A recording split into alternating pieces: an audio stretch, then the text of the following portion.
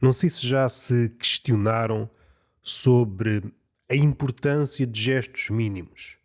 Arriscaria a dizer mesmo gestos infinitesimais. Um cagalhésimo de gesto. Algo que, na maioria das vezes, é apenas poalha sobre esta dança coletiva que nos há de arrastar para o cadafalso.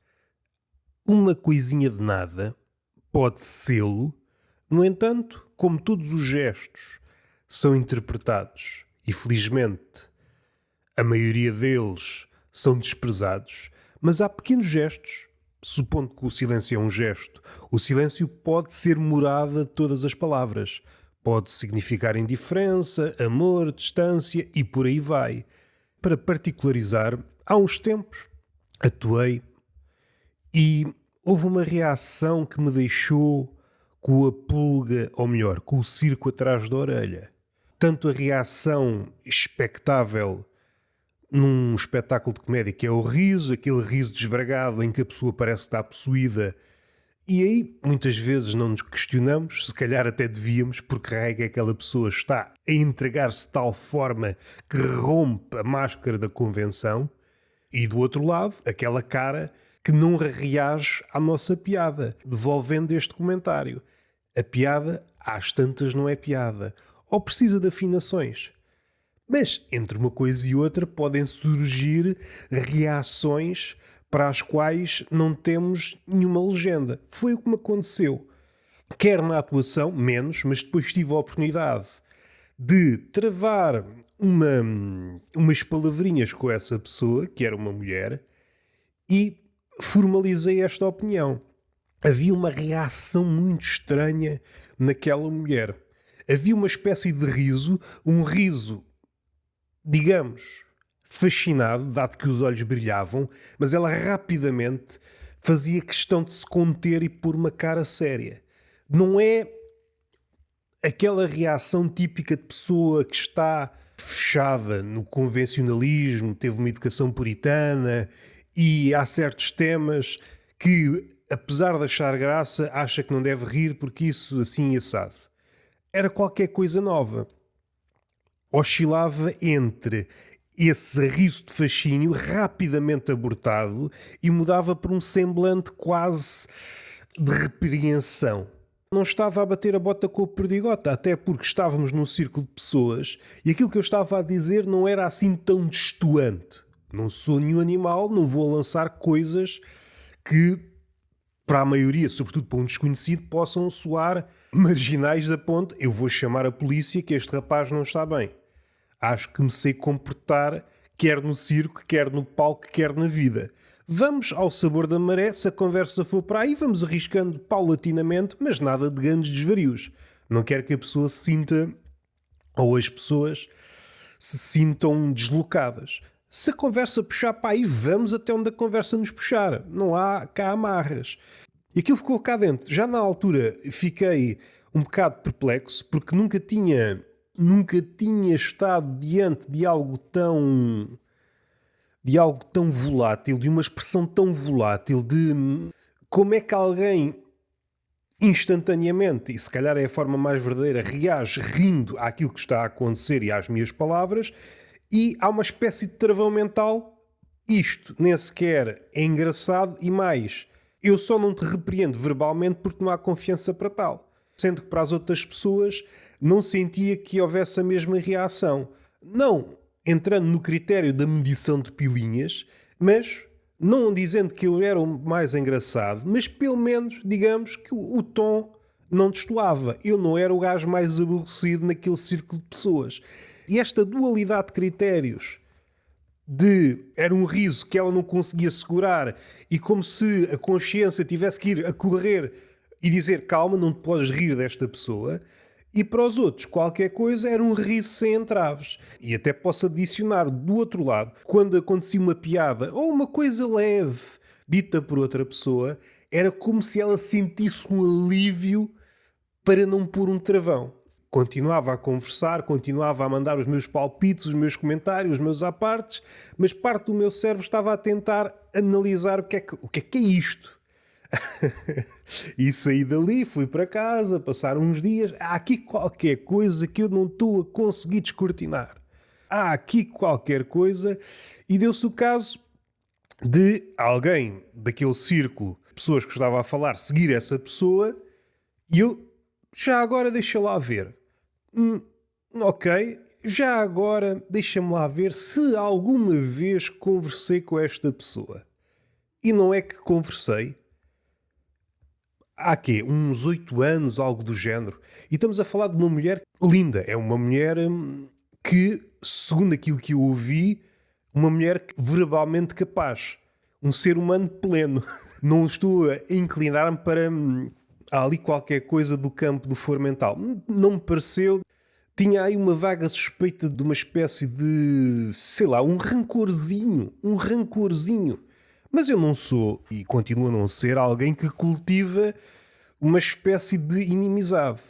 Ainda que isso possa ser entendido. Muitas vezes, quando eu critico, por exemplo, no Túnel de Vento ou no Tertúlia de Mentirosos, alguém, se é para fazê-lo, é fundamentado. E isto atualmente já é visto como é só maldicência. Não. Diante de uma coisa, se a coisa não estiver boa de sal, eu não vou dizer que está boa de sal. Neste ponto sou intransigente. Venha quem vier, haja as consequências que houver. Se não está bom de sal, eu não vou dizer que está bom de sal. Eu não engrosso essa turba de pessoas que têm o palato oportunista. Neste ponto não há margem para negociações. No entanto, se não me pedirem, se não ocorrer, passe bem sem dizê-lo, a minha crítica é sempre uma crítica fundamentada, contra a qual pode haver réplicas, e assim é que é bonito um discurso interminável em torno de um tema. Nada a dizer a respeito disso. Neste caso, não sei se há antecedentes, e aqui é que eu posso falhar, mas no Instagram é uma conversa de 4 ou 5 linhas, sendo que ela começou a dizer que este podcast é teu, referindo Túnel de Vento. Logo no início, estamos a falar talvez ou no primeiro ano ou no segundo ano. Eu já não sei há quantos anos é que eu tenho, não sei se começou em 2017, já não me recordo. Ou seja, era alguém que já me devia ter conhecido anteriormente, seja de alguma piada, seja no Twitter ou seja onde for, não sei. E estava a acompanhar o trabalho e gostou e fez questão de dizer, e a coisa morreu ali. Agradeci o comentário dela dizer que gostou muito, que estava diferente daquilo que eu via na altura e ficou ali. E eu pensei, será que eu, como sou um tipo, como é que eu ia dizer, que não tem qualquer fé nos meus méritos, sejam eles de ordem intelectual, seja de ordem física, seja em clima que preludia à sedução, será que, como eu não prossegui com a conversa, foi entendido como dar para trás? No caso dela é uma mulher fantástica. Ela, quem é este merdas? Quem é este merdas? Para agora, eu que gosto do sentido do humor deste gajo, que até podia achar eventualmente alguma graça, este gajo agora não continua a conversa. Há aqui um grãozinho de verdade. Isto depois, envolvidos uns anos, ainda estava lá. Eu não me lembrava dela, mas ela lembrava-se de mim. Nem a cara dela conhecia, porque ela eventualmente tinha na altura alguma foto de perfil em que não dava para ver grande coisa. Não me recordava daquela cara, tanto que não foi por aí, foi mais pela expressão que eu não conseguia definir logo ali na altura. Graças a algumas coincidências consegui ver quem era a pessoa, fiz essa tentativa, deixa lá ver. E esse pequeno gesto, pegando naquela série que agora está a ser muito comentada na Netflix, que até podia dar 2 casos. Isto não é nenhum stalker, acho eu, não é stalker, é mais a importância de um gesto infinitesimal. O facto de eu não ter continuado a conversa, quando, agora parece-me, havia uma ambição que a conversa continuasse, não sei para onde, podia ser por uma amizade, podia ser por uma relação amorosa, podia ser só por uma foda. Isso depois são interpretações, são difíceis de fundamentar. Envolvidos esses 7, 8 anos, ela viu-me a atuar e houve esta tensão ainda. Pá, pôs-me a pensar, porque é um gesto mínimo. Certamente já houve gestos maiores, conversas maiores, que foram interpretadas. Cada um interpreta à sua forma. Como disse o Nietzsche, não há factos, apenas interpretações. E qual é o impacto que isto pode ter? Essa série da Netflix, o Baby Rinder, não sei, Pequena Rena, há 2 exemplos na minha vida. Um é uma mulher, outro é um homem. em que experiencia aquilo e talvez mais que aquilo em determinadas alturas. É uma sensação estranha. É uma sensação estranha porque diante de um começo de qualquer coisa, às vezes um bom dia para alguém com a cabeça sintonizada de outra forma pode ser considerado um pedido de casamento. E assim que essa pessoa se agarra a essa interpretação, depois de poder desmontar isso, é muito complicado.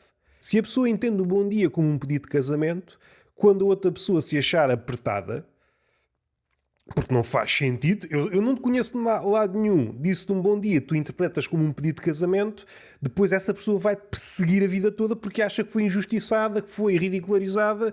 Num desses casos, percebi logo o abismo entre as minhas palavras e a interpretação dessa pessoa.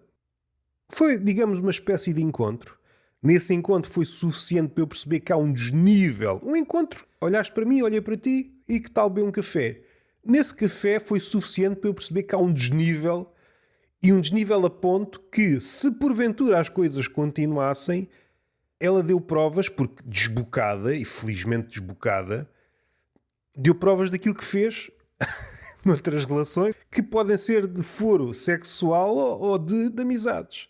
Como essas pessoas criam narrativas à volta das nossas palavras, depois do outro lado estamos a jogar mais com os factos.